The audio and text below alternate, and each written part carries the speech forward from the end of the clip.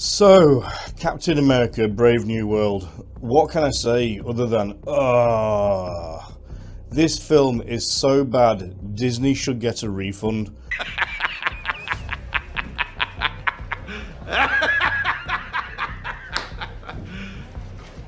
From a director with almost no experience to 3 screenwriters that put something together that was so poor, I'd have trouble trusting them to write the instructions for a washing machine.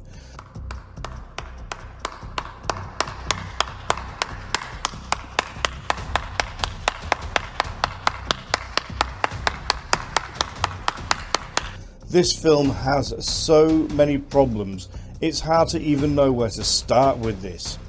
Sitting there in the cinema and having to endure nearly 2 hours, I feel the opening credits should start with an open apology to the audience.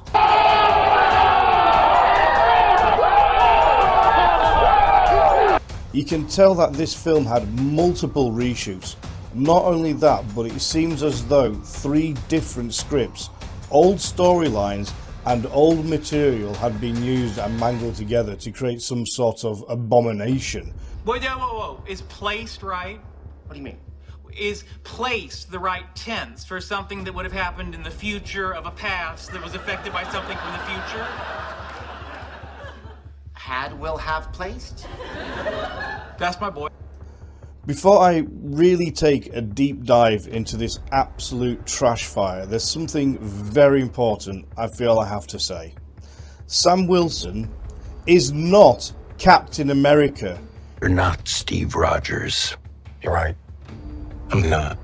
He will never be Captain America.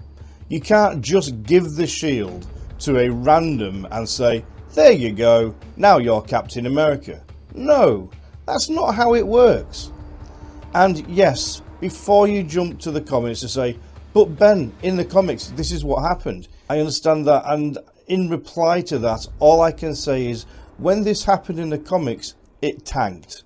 But also, the Winter Soldier got the shield, and in his arc, he had to go from a bad guy and convince everyone that he was worthy of the shield and title, which he did over time. And personally, that would have been a much more interesting storyline. A guy that's done so many bad things, but deep down is a decent, honest human, just wanting to do the right thing and protect the innocent, fight for what's right and fair, and fight through all the hardship and trials and tribulations that comes out of being a bad guy to becoming the beloved hero for which he's truly deserving. That's the American way. Now that would have been a good way to go, rather than this totally unbelievable story we got thrust upon us. It was infuriating going through this movie with a constant, and I mean constant, amount of characters going, hey Captain America, or hey Cap, constantly being said, not because that's his new name, but clearly said to try and convince the audience that he really is now Captain America. And over and over and over and over and over and over and over and over and over and over and over and over and over and over and over and over and over and over and over. Okay, Clay, I get the point. No, you don't. Now, don't get me wrong, Anthony Mackie is a very impressive actor, and I really do enjoy everything he's done, and watching his career grow over the years and his roles become more prominent is not only impressive but well deserved, and he has worked hard to get to where he is now. Hell, it was only a few days ago when I watched him in a new Amazon film called Elevation, which I would give an 8 out of 10, and I fully enjoyed. In fact, I enjoyed that vastly more than this film. He was great in Pain and Gain, and Abraham Lincoln Vampire Hunter, yeah, I thought he was perfect for the role, as Samwise as the Falcon. But as Captain America, no way. It's a huge no for me. So, when creating this masterpiece of a trash fire, who did they get to direct it? Well, dear viewer, they had selected a quite new director called Julius Onhan, who has a wide range of blockbuster titles such as the Cloverfield paradox. That's really it. The only film I've ever seen of his or even heard of. And I'll be honest, yeah, Cloverfield Paradox was a good film. It was exactly what I would call, it wasn't exactly what I would call a hard or complex film. To make it, basically everyone is just stuck on a spaceship. But yeah, he did okay on that. But what else has he done, I hear you ask? Well, have you heard of Loose? No? Okay. What about The Girl Is in Trouble? No, not that one either. Right, okay. Then, well, you must have heard of his huge hit, Undefeated. No? Really? Well, I'll be honest, I've never heard of any of them, not even Samo Lives. Maybe, just maybe, taking someone with very little under his belt and throwing him headfirst into a multi-million-dollar blockbuster isn't the best way to give your 300 million plus movie a fighting chance. But what about the writers? Surely, with 3 writers, there must be some serious blockbuster hitting hits between all 3 of them, right? Well, my friends, all I can say to that is no, not really, no. Okay, so Rob Edwards has got a few things under him. The only 2 that's even worth mentioning is the Disney cartoon movie Treasure Planet, which, let's be honest, was a total bomb. But also the classic Disney cartoon movie The Princess and the Frog. But saying that, how hard can it be to write a script to an already long-established, well-known children's story? Yeah. Well, we then have Malcolm Spellman, who did in fact help with absolutely nothing of interest other than the Falcon and the Winter Soldier. I guess you could also include Marvel Studios Assembled, but I've never heard of the other 4 things he's accredited to. And this brings us to Dallin Munson. And I'll be honest, after seeing the huge lackluster achievements by Rob Edwards and Malcolm Spellman, I honestly find myself not wanting to even click on Munson. In the expectation that there'll be 4 or 5 things to his name, and maybe apart from 1 thing, the rest will be trash. But needs must, so I guess I'll go on. So, from the man who is Dallin Munson, he has brought you such hits as... oh, Jesus. I just can't. He has the worst history out of all 3 of them. Disney, Marvel, what the actual hell are you doing? It's almost as if you're intentionally setting yourself up to fail with anything and everything you do right now. Why do you keep using screenwriters with so little experience and so little to the name, or directors that have again almost nothing to the history? Do you not want people that can sit down and write out a script that is coherent and goes from A to B to C and is well thought out, well planned, and is worthy of awards? Honestly, I'd have more respect for Marvel if they took that 300 million plus and just given it to the Save the Children's charity in America, and at least some good could have come of the money. That's or just burn the lot of it. No talent, no skill writers and directors, and from seeing these clowns now and what they have done, it makes perfect sense why they had to do so many reshoots and why the film has been changed so many times. But the film, oh my god, the film. So this film starts off not with the normal Marvel intro I've come to love, and which reminds me of the first time I sat there and watched Iron Man and I was amazed and whisked away to a whole new world, but with some sort of random, dull and strange Marvel intro, which I've never even seen before. And I'll be honest, I felt let down not getting the beloved Marvel intro. Did they know this film was so bad that they wanted to distance it from the rest of the Marvel movies? If they did, I can't say I blame them one bit, but again, I digress. So we start with Thaddeus Ross, played by Sam Elliott. Played by William Hurt. Oh, damn it, no, sorry, played by Harrison Ford, finally. Shame, because I'd love to have Sam Elliott back in the role, with that deep voice that rolls like thunder across the dusty, sandy Old West with a southern drawl. Been gotten to 500 miles from here. You better get moving. But nope, let's go with Harrison Ford, who's now 82 years old and who might never get to play the role again. So this brings into light the very real chance we'll never get the Red Hulk in another movie ever again. The Red Hulk is something I personally have been looking forward to seeing for at least 10 years now, knowing that the Red Hulk is even more powerful than the Green Hulk. The angrier he gets, the more powerful he becomes. But that's all done with now. It's all over. We won't get the Red Hulk again.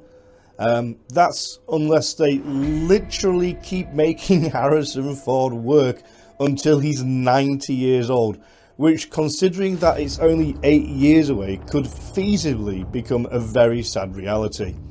In Deadpool and Wolverine, the movie that came out recently, Deadpool actually joked Marvel will keep making Hugh Jackman play the role of Wolverine until he's 90. Well, in this case, we could possibly see this become a reality for Harrison Ford. But we have Thaddeus Ross, who is now the President of the United States, giving an address to the public after being elected as President.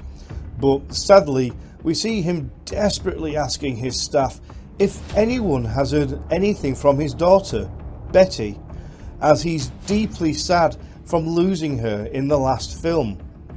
Oh, sorry, what was that? What last film? Oh, you know, the last Hulk movie. What last Hulk movie? Well, that would be the Incredible Hulk movie from 2008. You know, when the Hulk was played by Edward Norton and Thaddeus Ross was played by William Hurt. Surely you remember that. Heck, it's only been 17 years. Saying that, I guess when the target age for Marvel movies is between 18 to 24, that would make most of the fans between 1 to 6 years old when that film came out in 2017.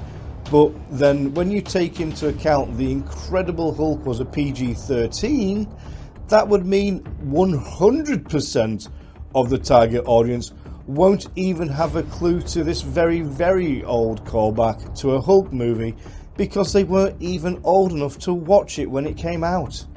So thinking of it that way makes it seem a little pointless and also confusing to why they brought this back in. But we do get a lovely speech from the President which mentions half the population disappearing and then coming back, but we also finally, after 4 years and countless films, we finally get a reference to the celestial being that part birthed out of the middle of the Indian Ocean. My God, it took them a long time to acknowledge this. Now, don't forget the celestial is in the middle of the ocean, as this is very, very important for later on in the film. Anyway, we now fast forward by 5 months to Mexico, and we get to meet Joaquin Torres, who from this point on I will refer to as the Discount Falcon. So the President orders Captain America, who I will now refer to as Wakandan Shield Guy, and Discount Falcon to go to a random location to stop the theft of a package. And this is where we get the first huge huge issue I have with this movie. Wakandan shield guy hasn't taken any super soldier serum, and so it's just a normal guy. And we see this normal guy fly down and land at what must be well over 40 miles an hour. On what planet and what earth could any normal human being land on the ground at such high velocity and not break, shatter and destroy every bone in his legs? Just look at this again. There is no way an average human could do that. Not even Wakandan shield guy. He would just be a pool on the ground, screaming and writhing in absolute pain. Then we get the, wait for it, and a supposed sonic boom throws all the guys to the ground. Just take a look at this scene, which is a real scene and really did happen in real life from Maverick.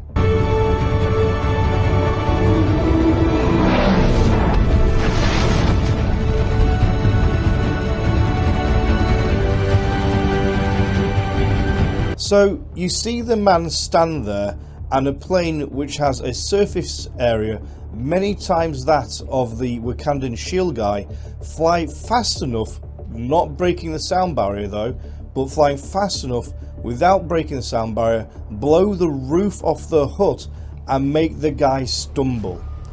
If this was anywhere near accurate, Wakandan shield guy would have said, wait for it, and all those guys would just be looking at each other confused and nothing would happen to them. It might look good on screen, it might come across as cool, but we're not stupid and the audience has a brain, and we all know this was so unbelievable it's the stupidest thing they could have done. His little backpack drone toy thing scans the building and we get told the Serpent leader is in the building. And we see the Serpent leader questioning some religious people, asking where the supplier is, and they have no clue what he's on about. Who's the Serpent leader, you ask? Yeah, well, I have no clue. You know, I've never heard no of fan him. of heroes. I've never seen him in anything, so for me, he's literally just a random bad guy called the Serpent leader. For all I know, maybe he's related to the Pied Piper of Hamelin, but instead of leading rats, he leads snakes. Who knows? Because I don't. When we then get Wakandan shield guy fighting as if he's a super soldier, which he's not, making his way to save the hostages from the snake leader. At one point, his hand hits the wall, and the wall breaks. For him to then pick up a breeze block and break this over a guy's head while beating him up. So does he have super strength? Because it's coming across as he does. We then jump to the Discount Falcon, who is super happy as he's just been given the green light to go in to get the package. This consists of him basically landing between 3 bikes that are speeding away, and all 3 bikes that were trying to go away just sort of fall over and crash, and then he stuns one guy, being super happy as he got the package. Pretty lame, to be honest there. We then jump back to Wakandan shield guy, who's about to take one very large strong guy in a fight. They fight, and even though Wakandan shield guy has now got a broken rib from fighting this guy, he easily turns the tables and beats him. Shame, as I was honestly rooting for the guy who clearly had the upper hand in strength, size, and possibility of better fighting skill.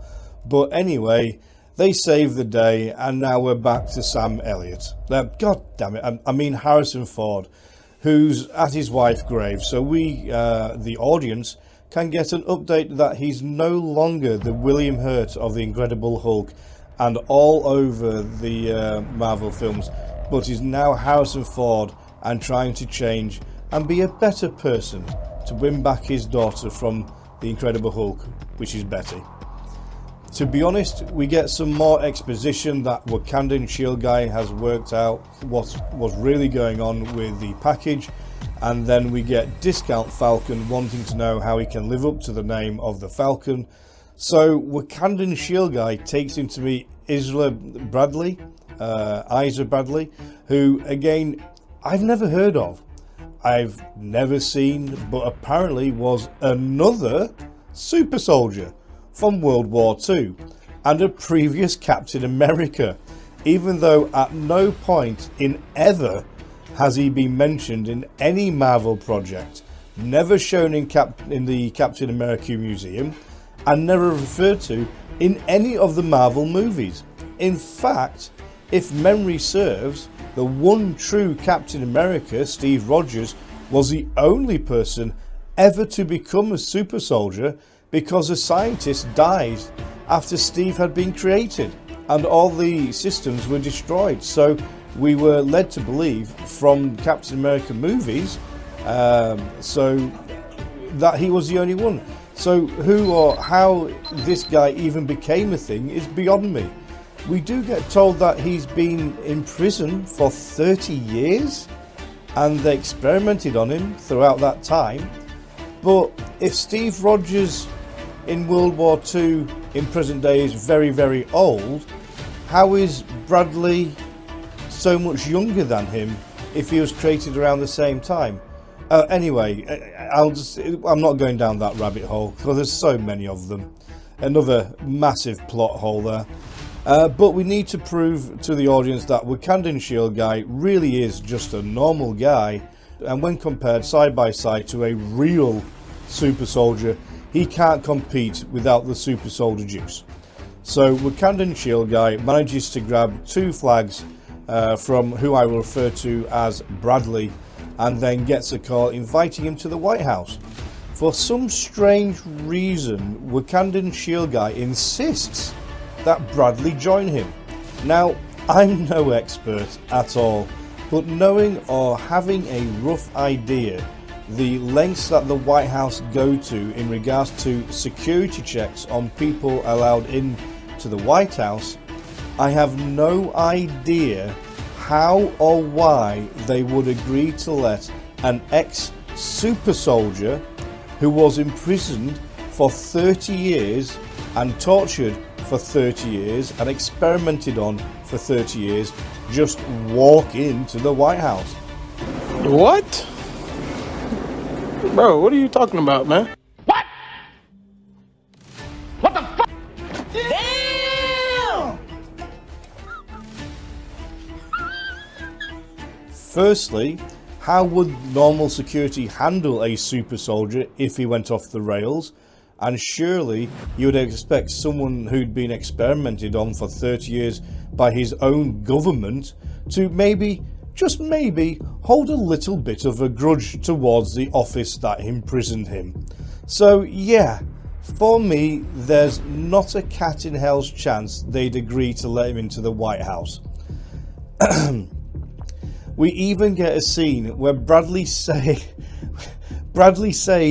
it feels weird to be inside the Beast's house. I mean, come on. Oh my god. But that won't help the plot at all now, would it? Again, poor writing strikes again. We then have Ross call Captain America into his office and says that he wants Wakandan Shield guy to restart the Avengers, even though it was Ross who ended the Avengers in the first place. Even still, who, if anyone, would be in the Avengers? Yeah, you might have the new Hulk Banner, who now runs from a fight and gets his ass kicked by everyone and She-Hulk. Maybe you could have Ant-Man to join and possibly Spider-Man, but Thor's gone, Iron Man is dead, and the real one and only Captain America aged out and gave up his shield to Wakandan Shield guy. And then Black Panther died. Who's really left? what are you going to go for next? Black Widow? Oh yeah, sorry, she's dead at the bottom of a cliff somewhere. I guess there's Hawkeye, but I never watched the TV show, so I've no idea if he's even still in the game. But we then have Harrison Ford giving a presentation in the attempt to keep the peace when it comes to the celestial island in the middle of the Indian Ocean, and I don't understand why, but Japan, India and Paris, no idea why Paris is in this, or Spain or what you want to call it. It's totally random. They're all wanting to lay claim to it for all the benefits it has, such as applications for technology, medical and raw natural metal. This being stronger than vibranium, and we find out it's adamantium. So I guess Wolverine is now in trouble. And honestly, it'll hurt my brain trying to work out how this impacts the Wolverine story and timeline. So for now, I'm going on the assumption that Wolverine is Wolverine, and this is now a new huge source of adamantium that's come along after Wolverine got his claws. But we find out that the mission at the start was to recover a small amount of adamantium which had been mined. And here's where Bradley flips his lid and grabs a gun and starts shooting up the place, trying to kill Ross. We then have 3 or 4 other secret security staff also join in, trying to kill Ross. And of course, Wakandan Shield Guy and Discount Falcon jump into action to stop the gunmen because, well, what else would they do in that situation? But this is where we get our first glimpse of Sabra, a 5'2", 120-pound tiny little girl who apparently was trained in the Red Room and can beat up fully grown 200+ men, throw them around like they're a paperweight and kick ass. Right, okay, let's just take a moment here.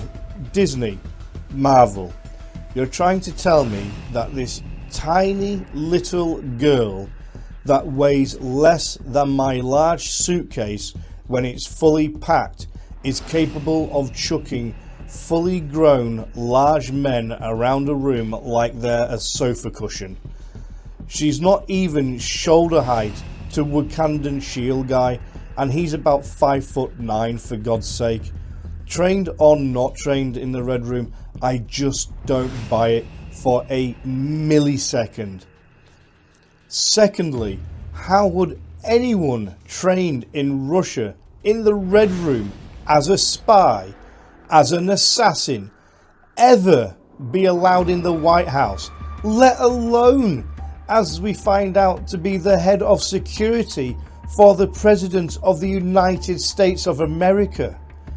Is that just a layup for a perfect assassination of the President, putting her there? What is going on with the writing in this film? It's going from bad to worse, to just right out full on stupid.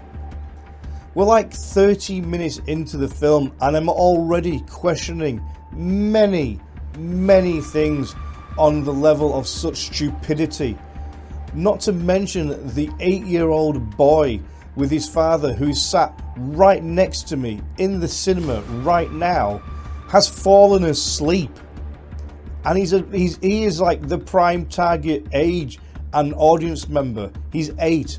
He's given up 30 minutes into the film and he's asleep in his dad's arms in the middle of the movie. Like, what the hell? I mean, I actually feel sorry for the poor little guy, because he's going to miss out on seeing Wakandan Shield Guy now chasing after Bradley, who's escaped and is running away. They finally catch him in the park and Bradley surrenders, and we see that he had been brainwashed into trying to kill the president, because he actually goes, how did I get here? What happened? And he clearly has no recollection of what just happened a few moments ago. So Bradley goes back to prison again, and we see Wakandan Shield Guy storming through the White House and into the secure sector of the White House where the president is, where the president is to demand the release of Bradley. Harrison Ford tells everyone to leave apart from the Red Room assassin called Ruth. Her name's Ruth? That was the stupidest nickname I've ever heard. Is it, Ricky? All right, you got me. That's an awesome nickname. Allow me the pleasure of introducing you to Meet Fran Stalinaskevich Davidovitsky. Okay, I had no idea about that. I'm going to refer to her from now on as Le Mouse. So Le Mouse, the president and Wakandan shield guy, are in the secure room within his bunker in the White House with Wakandan shield guy demanding Bradley be let go, and he must have been brainwashed. And we get Le Mouse saying it must have been a carefully planned attack. What you just said is one of the most insanely idiotic things I have ever heard. At no point in your rambling, incoherent response were you even close to anything that could be considered a rational thought. Everyone in this room is now dumber for having listened to it. God have mercy on your soul. But surely any attempt to kill the President of the United States would have to be a carefully planned out attack. If someone didn't plan it out, then how would you even get close enough to kill him unless it was planned?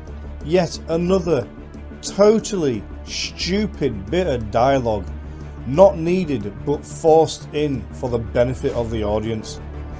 Wakandan shield guy wants to help looking into what happened to Bradley, and Harrison Ford basically says no, and it's really odd, but we get Le Mouse acknowledging that Bradley had been locked up for 30 years and experimented on, and she said it in a way that they half expected him to try and do something. So why would they even allow him into the White House if they had an inkling he may try and kill the president? What the hell? But now when Wakandan shield guy says he'll start the Avengers, for some reason now Harrison Ford says no, the offer expired as soon as he was shot at. This makes no sense at all. Literally a few minutes ago he said they needed the Avengers and the people needed the Avengers, or the American people needed the Avengers, and it's the right thing to do. But now someone who should have never been allowed into the White House walks in without any issues and tried to kill him. Now the Avengers won't happen? What is going on? Why should this one instance have any impact on the Avengers' grand plan to be put back together for the American people? I do love we get a moment with Harrison Ford and he loudly proclaims Wakandan shield guy is not Steve Rogers. You're not Steve Rogers.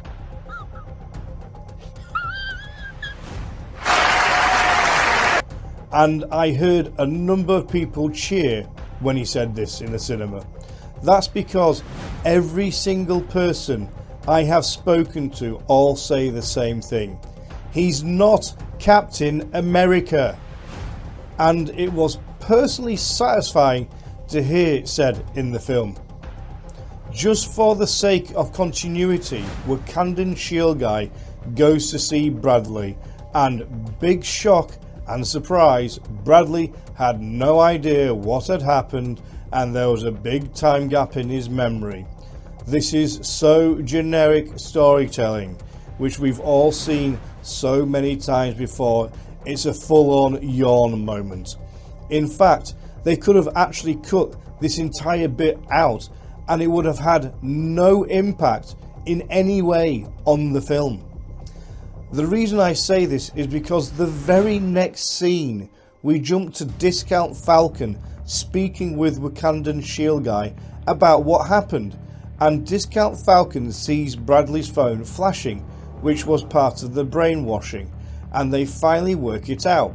They try working out why someone would hire the Serpent leader, who I'm going to refer to as the Snake Master, and somehow, and for everyone this is a huge stretch, but somehow all this was set up to get Bradley into the White House to try and kill Ross.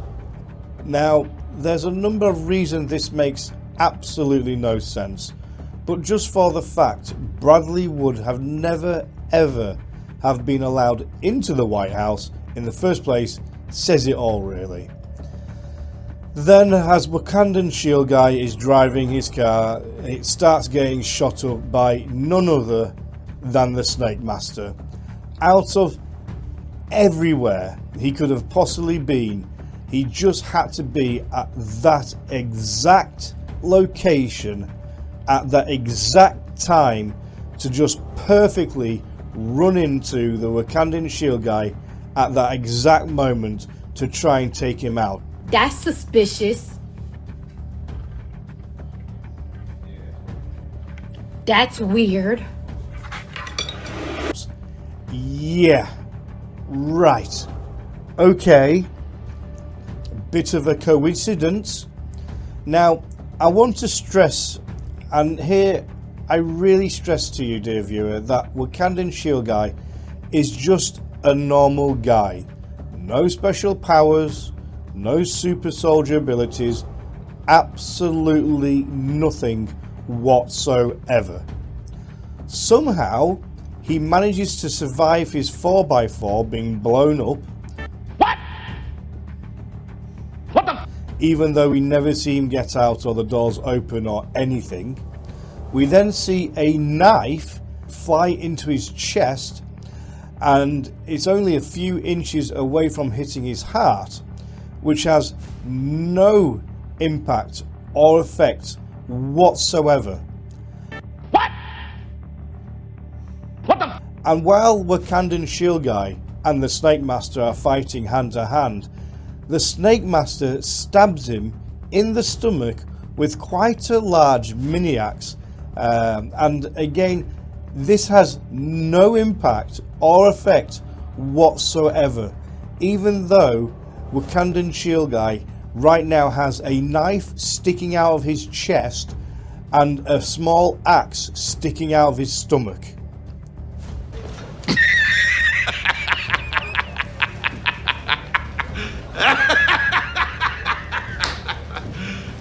You serious?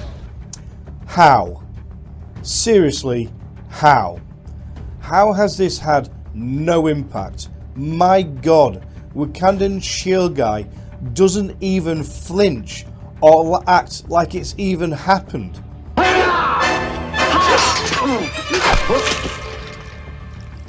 Now stand aside, worthy adversary. 'Tis but a scratch. A scratch? Your arm's off. No, it isn't. Well, what's that then?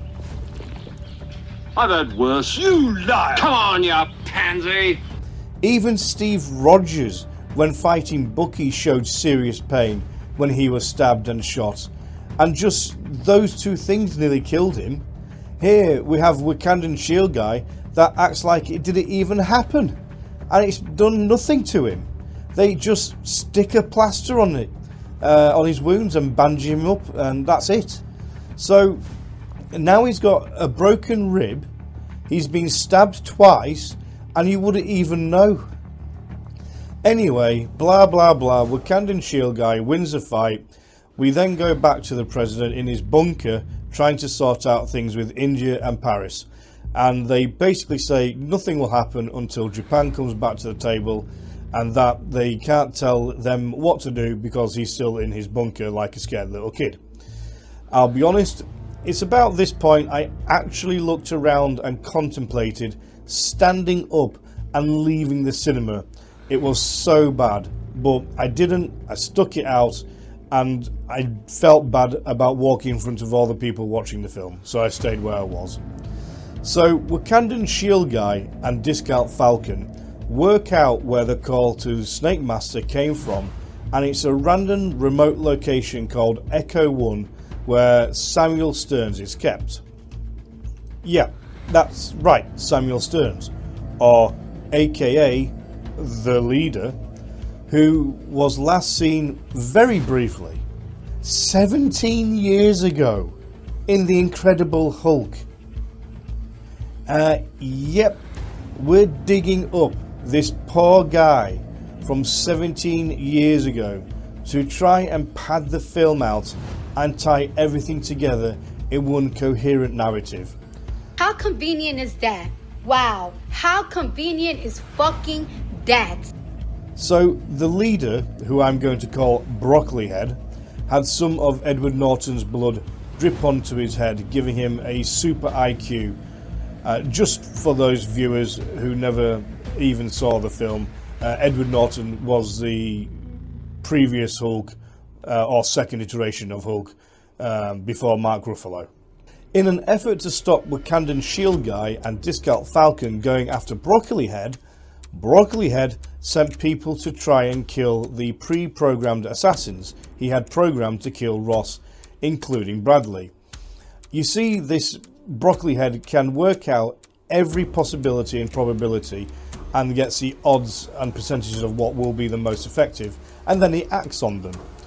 And he thought the risk of someone trying to kill Bradley would stop Wakandan shield guy and discount Falcon from trying to go after him and go and try and save Bradley. Oh my god, this writing is so stupid. And predictably, obviously, Wakandan shield guy and discount Falcon are going to try and go for Broccoli Head, because everyone knows that's what they would do. I think people would actually be shocked if they hadn't done that, to be honest. But they both go to Echo 1 to get him. After another blah blah blah who cares, they see that this Broccoli Head has been given a full lab and equipment and basically just left his own devices. Oh, come on! Which again makes absolutely no sense. If you're a super genius with a superhero level IQ, surely you're classed as being super dangerous, and surely giving this Broccoli Head a full lab would be like the dumbest thing you could ever do. But the script says this had to happen, so of course that's what he had at his disposal. I mean, Jesus. In the middle of all this, we jump back to Harrison Ford on Air Force One. And I've got to say, it was kind of cool seeing him back on Air Force One. Get off my plane. As the last time he played the President of the United States was in the movie Air Force One in 1997, 28 years ago. And if I can just make a small suggestion, I strongly recommend, rather than watching Captain America Brave New Attempt, I strongly suggest you go and watch a real film, Air Force One. Even though it's 28 years old, my god, it's a good movie. With great writing, great acting, great plot. Hell, it's better in every single way than this cheap, utter trash fire of a film that cost $215 million more to make than Air Force One. Anyway, Ross then meets with the Japanese president to try and get them to rejoin the table, but Japan says no. But Harrison Ford does say, why would I try and steal something he already owns? Which does make sense, but as per the script, Japan isn't going to fall for his tricks. So, whatever, I guess. However, Broccoli Head speaks to them inside his... we jump back to Wakandan shield guy and discount Falcon exploring the lab. And we have Broccoli Head who goes in to speak to them in his lab. Bit of expedition, nothing really of any importance of interest whatsoever. Broccoli Head leaves the lab and he leaves them to fight a load of brainwashed guards. Guards that were there to, I assume, control and stop Broccoli Head from doing anything dangerous. But being a Broccoli Head, he mind wiped them, because of course he did. How convenient is that? Wow, how convenient is fucking that? Now Broccoli Head leaves, and instead of closing the big super heavy duty door, lockable or unlockable from only the outside to the lab, and therefore could lock them in all permanently, he just walks away.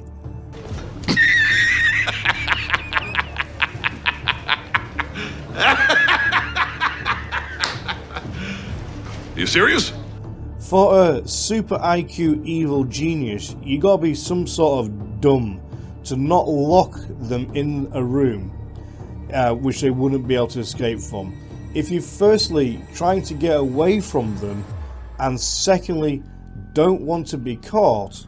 But Wakandan Shield Guy and Discount Falcon predictably beat up all the guards, and as they were leaving they bump into Le Mouse. We now get to see Le Mouse join the two and beat up the guards she walked in with. But there's no indication to why. Why did you hit me? They just all look at each other, then she starts kicking the guard's ass. And I have to say, her fight scene was so reused from the Black Widow corridor fight scene, only the Black Widow fight scene was done so much better.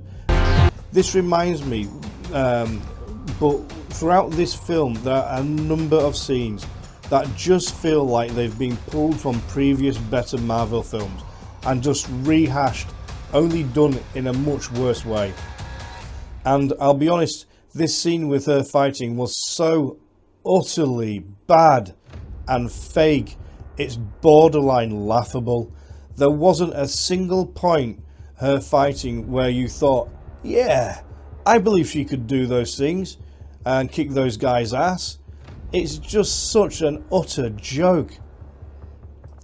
At one point she uses one of the guard's arms to stun another guy, and you're just thinking to yourself, yeah, sure, the guy would just throw her to the floor if she grabbed his arm like that. It wouldn't even be hard for him to flow away like a disused tissue. But then they join her as she also knows what's been happening.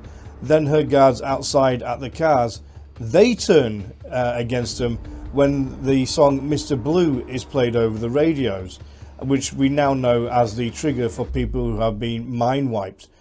Interestingly, when Wakandan Shield Guy was in the lab, there were photos of what I assumed were all the people Broccoli Head had mind wiped onto his side.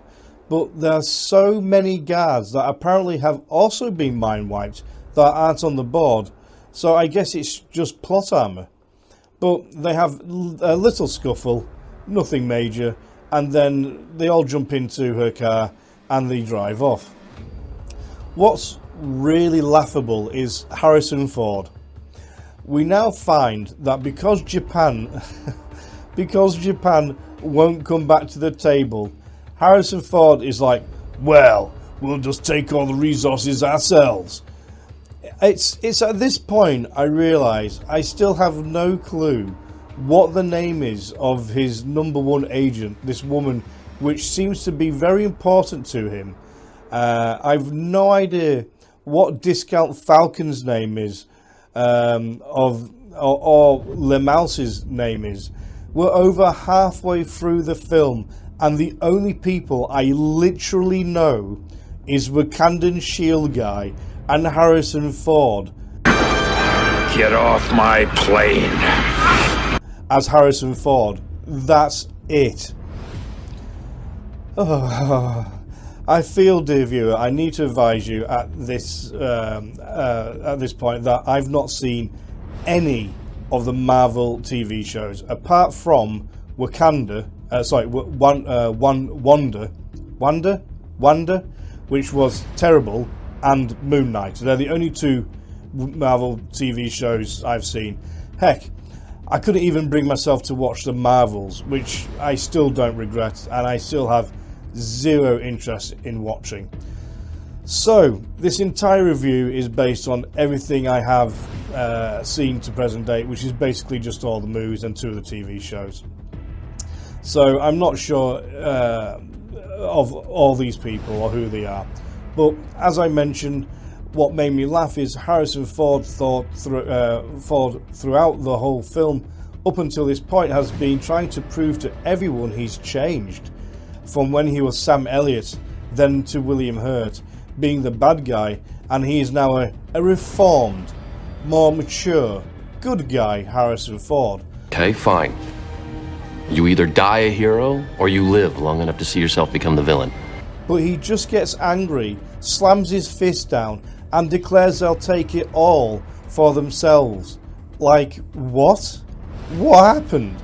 The whole film, he's been trying to stop war and share the resources with the whole world, and now he's just going to take it all. Give me all of your power.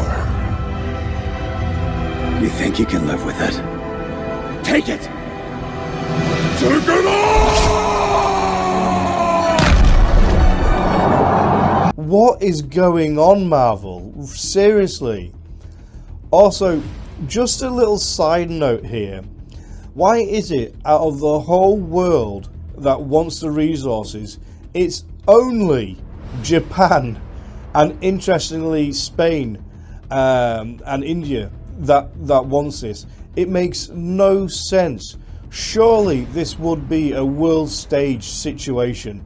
Since it's in the middle of the ocean, wouldn't that mean or make sense that India would lay claim to the whole thing, being as it's in their ocean? Everyone in this room is now dumber. God have mercy on your soul. Hell, it's called the Indian Ocean. But now we see Wakandan Shield Guy and a gang go from Greenbank, West Virginia to Norfolk, Virginia, which is about 278 miles away. And it takes about 4 hours to drive there, to give some tablets which they found in a lab to an army friend that they can trust, so they can find out what's in them.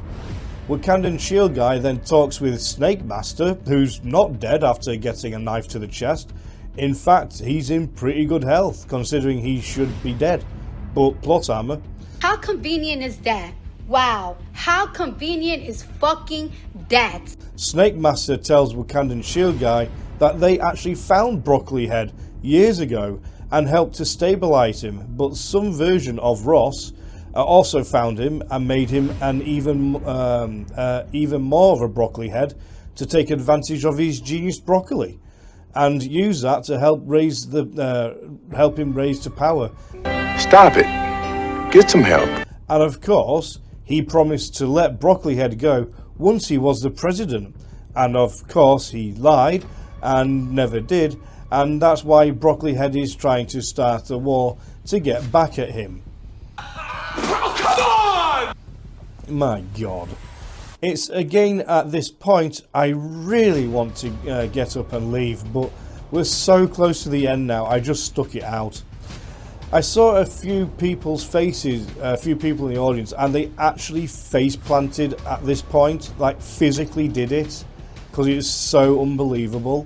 When we're getting this like absolutely atrocious explanation of what's going on. The writing is so weak, and it wouldn't surprise me if this was part of the new reshoot version. I do like that we get told Broccoli Head has developed a technology that allows him to control anyone, but we're never told how he does it, what he uses to do it with, and it's just plot armor, a tool for zero explanation. That's suspicious. That's weird. But just turn off your brain, as honestly it helps the torture at this point. Then all of a sudden we go from Virginia to the Indian Ocean to confront Harrison Ford.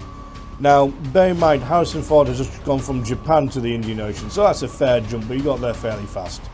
Harrison Ford might be brainwashed now, so just keep in mind we were in Virginia with the gang, and we're now in the middle of the Indian Ocean. So from the dead center of Norfolk to the dead center of the Indian Ocean, that's a distance of around 10,563 miles, or over 17,000 kilometers. If you fly direct, that's around a 19-hour plane journey. How do they get there? If they traveled by speedboat doing 20 knots, that would only take them around 7 months What? Bro, what are you talking about, man? So clearly they didn't go by speedboat. So did they fly? You're going to tell me Wakandan Shield Guy and Discount Falcon flew 10,563 miles while carrying Le Mouse with them for 19 hours. Do their jetpacks even have that much flight time? I mean, my God, stretching it is a bit here, isn't it? That's the American way. Just this one tiny thing, and the whole film just falls apart like a house of cards come crashing down. It's so utterly unbelievable, it's just sad. And the reason I'm pointing this out now is from here on, this happens all the time. People are just teleporting all over the place. They're traveling thousands of miles in literal minutes. It's crazy. Oh, no, I ain't seen nothing. I ain't seen nothing. Matter of fact, I'm blind in my left eye and 43% blind in my right eye. I don't see much of nothing. Matter of fact, I can't even see you, sir. But we do get one of the stupidest explanations to why Broccoli Head had a full lab and tablets. Apparently, Ross was going to die due to some issue with his heart, and no one knew why, so he decided to trust an evil genius that's been locked up and tortured to create a tablet that will save his life.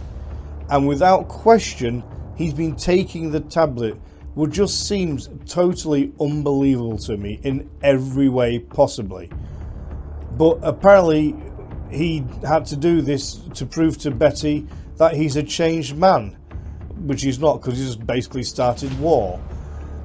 That is the stupidest thing I've ever heard. And again, I knock my head back and laugh as he says this on the ship about to start a world war, because now America will take all the resources for themselves.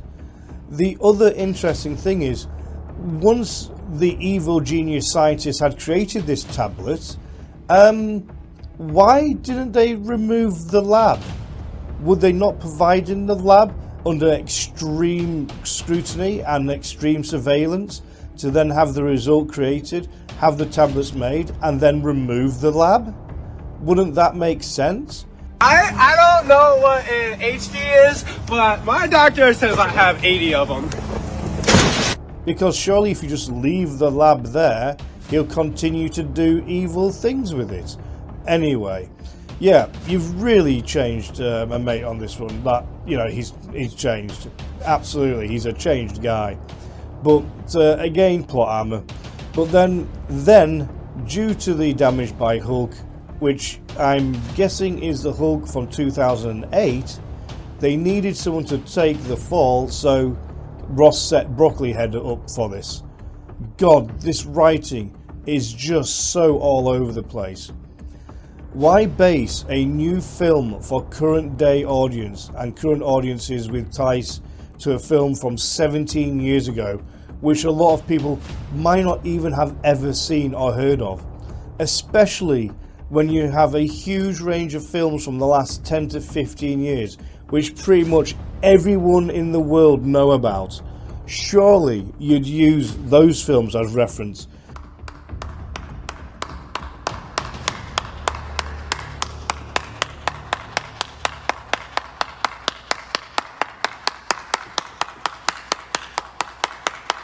But nope. Which writer? You know what? The writers for this, it honestly feels like they just didn't give a crap anymore and given up. Honestly, after all the reshoots, I think they just wrote anything to get away from this car crash of a movie, because now 2 American pilots have gone AWOL and are attacking the Japanese fleet. We get Ross pleading with Japan not to fight back as the Americans are trying to take their own pilots out, and for some reason the Japanese are like proper chill with this, and they just go, yeah, no, that's fine, we'll kick back and let you sort it out. So they let Wakandan Shield Guy and Discount Falcon go after these fighters. We get a fairly dull scene, which we've all seen in the adverts, and the shield becomes some sort of heat-seeking shield missile, taking out all the other missiles. Somehow. Wait, good. General, he faked it. Didn't you see the gun was aimed at target 3, but they blew up target 4? Yes, I did. Well, if you remember Einstein's theory, sir, space is curved. Yes. And these are smart weapons.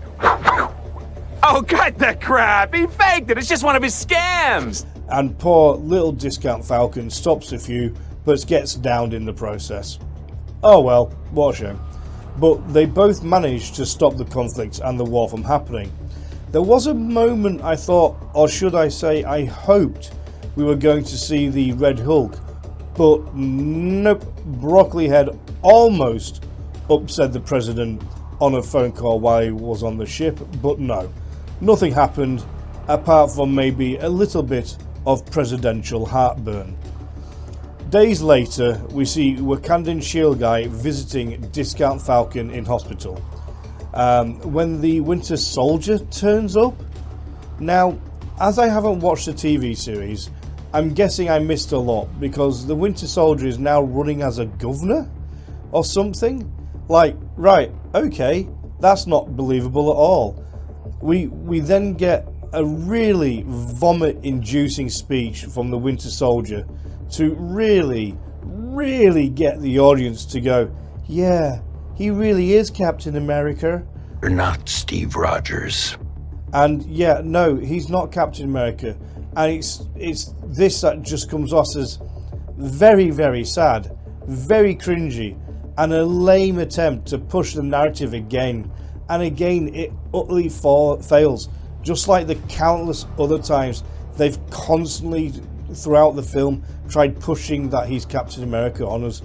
Over and over and over and over and over and over and over and over and over and over and over and over and over and over and over. Okay, Clay, I get the point. No, you don't. Also, how would Winter Soldier even be able to run as governor? Wasn't he like the most wanted person in the world at one point? What, have they just given up on that and gone, yeah, it's fine, don't worry, he's a good guy now? What is going on with this film? And that's the end of the film. Oh, no, wait, it's not the end of the film. There's still more. Oh god, why couldn't it have been the end? Anyway, we're back at Norfolk, and the guy Wakandan Shield Guy gave the pills to for testing has just found out that the pills have gamma radiation in them. So he has to call Wakandan Shield Guy, but out of literally nowhere, and at the exact moment, down to the millisecond, Broccoli Head turns up. That's suspicious. That's weird. And somehow knows exactly where this guy is, that this guy just had a call, he knew exactly where the guy was at that moment. I knew the guy had just been told about the pills. How? How?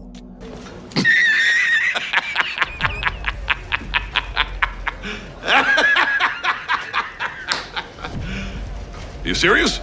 How or where or why did he get this information, and where did it come from?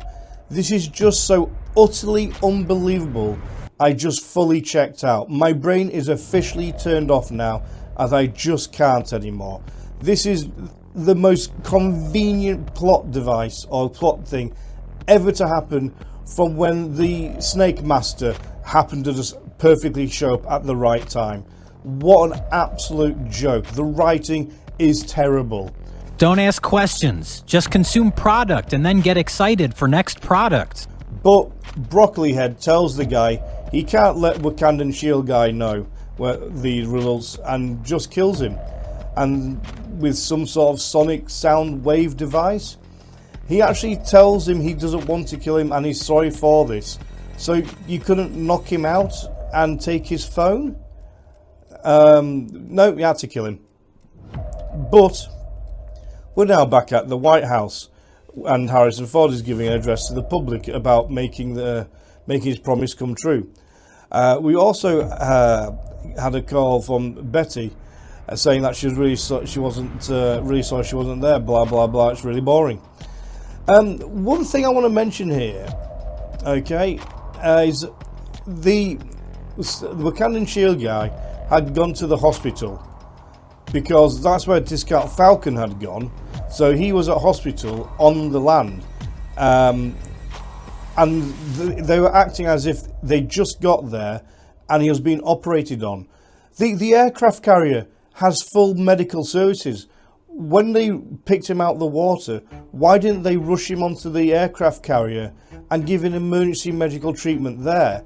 Because it would be 19 hours for them to get back to hospital. The guy would be dead long before they even got to the hospital on land. So how did he get to the hospital on land?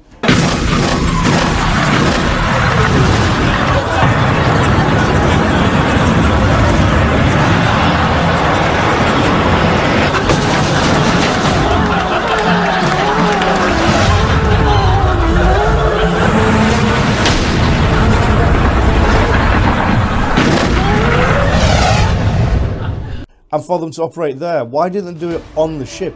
It makes no sense. This is so goddamn stupid. Anyway, meanwhile, Broccoli Head has gone from Norfolk to Washington DC, which is about 200 miles, to confront Wakandan Shield guy to basically say, you foiled my plan, damn you. But he still has gamma pills, then he's arrested. We see it's breaking news that he's been arrested during the presidential speech. And Harrison Ford is getting very upset and angry over all the reporters' questions about Japan and the almost war, and this drives Ford to turn into the Red Hulk. And out of nowhere, Wakandan Shield guy just turns up in his red, white and blue at the perfect moment. Of course he does. Again, perfect timing in the film. Why isn't it possible? It's just not. Why not, you stupid bastard? Sadly, I have no idea which hospital he was just at or where it was, so for the sake of the film, I'm guessing he was at the Walter Reed National Military Medical Center, which is about 45 minutes away from the White House, being the closest hospital. But we finally get the Red Hulk, and we get the big fight scene, which was the only good thing from the whole movie. And I did find it very interesting, however, that the Hulk didn't just utterly destroy Wakandan Shield guy, but with such great plot armor, the wings being made from Vibranium, he was clearly safe and never in any danger. We never saw the shield torn in two as per the movie poster, but we did see an inexhaustible amount of dart knife things that the suit suddenly has from nowhere. And these actually stab and go into the Red Hulk, which I thought was amazing because bullets did nothing to him, but these knife things, you know, they proper stab him and get stuck in his body. We get more fighting, and the Hulk rips off one of the rings from Wakandan Shield guy, basically nearly cuts the Hulk in half with the last wing, and then with the massive energy pulse from the wing seems to explode the Hulk into bits. But the Hulk is fine if you exclude the huge hole in his stomach from a wing being stabbed into it. But rather than this make the Red Hulk even angrier, Wakandan Shield guy calms him down with some crap about how would your daughter feel if she saw you like this, or some sort of junk to that effect, and then the film is over. Well, not exactly.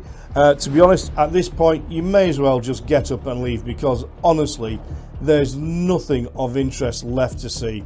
But if you must stay, we basically go to a prison in the middle of the sea where Wakandan Shield guy goes to see Harrison Ford, has a little chat about how great everything was, blah blah blah, don't give a toss, and we get to see Betty, who is still being played by Liz Taylor, who was in the 2008 Incredible Hulk movie, and they have very clearly de-aged her for some unknown reason. But saying that this film's timeline is such a huge mess, who cares anymore? And that's about it. Overall, the story was poor, the writing was poor, and nothing had clearly been planned out in any way. The three writers were clearly massively out of their comfort zone. The director could have done with at least another 10 years under his belt, but as it was, he clearly was totally out of his comfort zone. We've got Disney desperately trying to convince everyone that they only spent 180 million on this film, and they might have originally spent 180 million on this film, but with the insane level of reshoots this film has gone through, they've easily spent at least 180 million on top of the 180 million on reshoots and all this other stuff. Disney is in such huge damage control, it's almost sad to see. We have another Anthony Mackie making one of the biggest mistakes anyone could ever do, and basically crapped all over the character of Captain America by saying he doesn't feel America should apply to the name, which not only caused huge backlash, but an open call for boycott. Anthony Mackie is a great guy and a great actor, but there's no way he's good enough for this specific role, and as a leading role, he just came up utterly short. Speaking of short, who on earth, when casting for roles, looked at Le Mouse and said, yeah, she's the one, she has it all, she's got the looks, she's got the skills, she's got the acting chops, and my god, she's got the physical presence that we're looking for.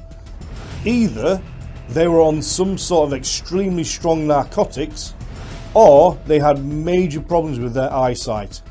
This has to be by far one of the worst casting choices I have ever seen in any film I can think of for the last 10 to 20 years, excluding the Marvels.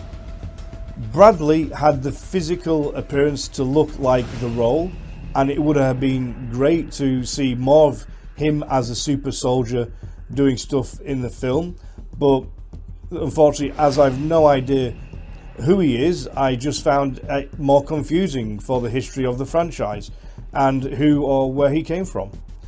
And no, I'm not going to watch the TV series as I have zero interest in it. I've also heard it's not particularly good. But also, I shouldn't have to research or watch other content to understand a movie. If you need your audience to research characters or history, then you are doing a poor job on writing.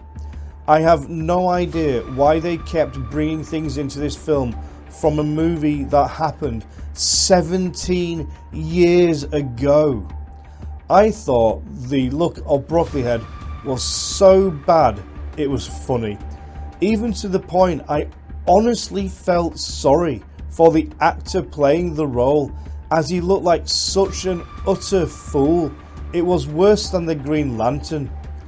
This film honestly makes DC movies look good and professional by comparison, for God's sake. Discount Falcon was just pointless, and I'd rather he wasn't even in the film. And this also applies to Le Mouse. And who is that woman who's like the personal aide to the president? I still have no idea if that's even what she is. Harrison Ford was in the film, and I can't say he was bad, but I can't say he was great or good either. What I can say is this: it honestly felt like he was there for the paycheck and really wasn't that bothered about any of it, or just simply didn't care. But I'll be 100% honest with you guys. The man's 82 years old. He's worked his whole life. He's loaded. So why at 82 would he care about anything anymore? If a studio is dumb enough to give him millions to appear in a movie, hell, I'd take it. and do the exact same thing as what he did. So good on you, Harrison Ford. I can't fault you in any way whatsoever. Oh, I totally forgot about the Snake Master. Honestly, I thought he was kind of cool. I would have been nice to have more than just 3 scenes with him, and one of them being an action scene, but I hope he got a good payday from it. It would have been nice to have maybe 2 really good fight scenes with him, because he was actually a pretty cool character, and the way that he was played I found very entertaining.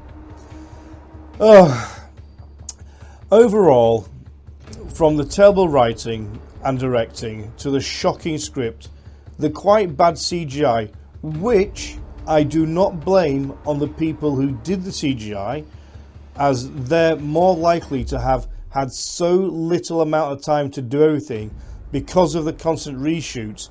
I think the job they did was admirable, and to be fair, the Red Hulk did look really cool. But overall, for the entire film, I'd have to give this I want to say 2 out of 10, but I'm going to go for 3 out of 10. The only Marvel film I can think of that is either on the same level or worse is Doctor Strange in the Multiverse of Madness, The Eternals, and Ant-Man 3.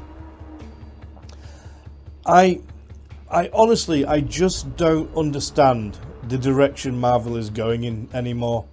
It seems like they're just chucking anything together, chucking money at it and expecting it to break box office records. Up until Avengers Endgame, everything felt like there were the things were clearly planned out, a clear direction. Everything had to go with one final conclusion to all of it. Now it just feels like they're just getting handfuls of slop and chucking it at a wall, and whatever sticks gets the green light. Looking over this film, it suddenly occurs to me that if you were to take Wakandan Shield Guy and discount Falcon out of the movie totally, nothing would have changed. Think about it. They literally have 0 impact on anything in the film. If the package at the start of the film had been stolen, it wouldn't matter, as everyone gets told the island is made of adamantium. So it's not a secret to anyone at all. Everything with Japan and America would still have happened, and the only difference in the battle scene from that would have been America fighting Japan and Wakanda Shield Guy and Falcon going to stop the 2 rogue planes.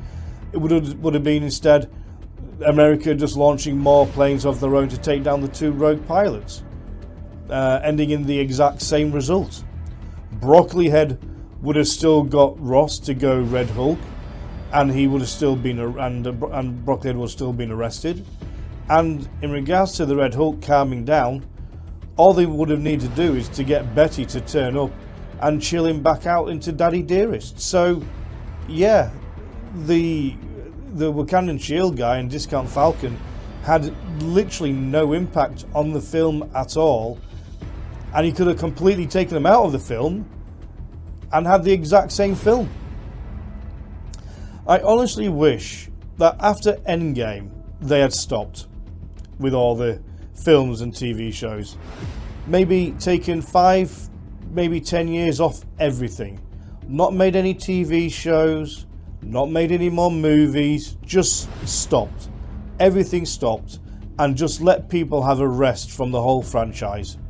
Then, after maybe 10 years or so, come back with a new go at it, but come back with a clear plan on what they're going to do, the direction they're going to take, that's planned out with each film working on its own, but working as part of a bigger picture with an end goal in sight.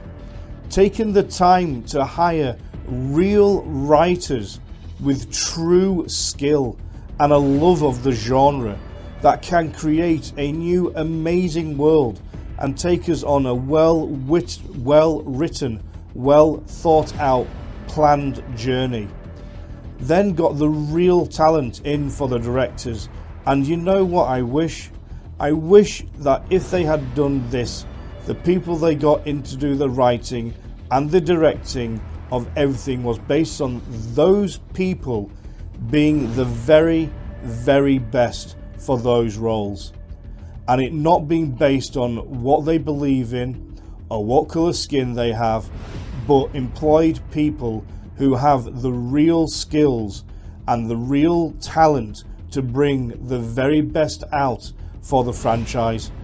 And it's a shame that's not what happened, and that's not the world Marvel are living in. So I guess we're just going to keep on getting slop that's chucked at a wall, and whatever sticks will be shoved into our faces and forced down our throats until the franchise has been bled so much it dies, just like Star Wars and so many other things Disney just bleeds to death. And it's a real shame.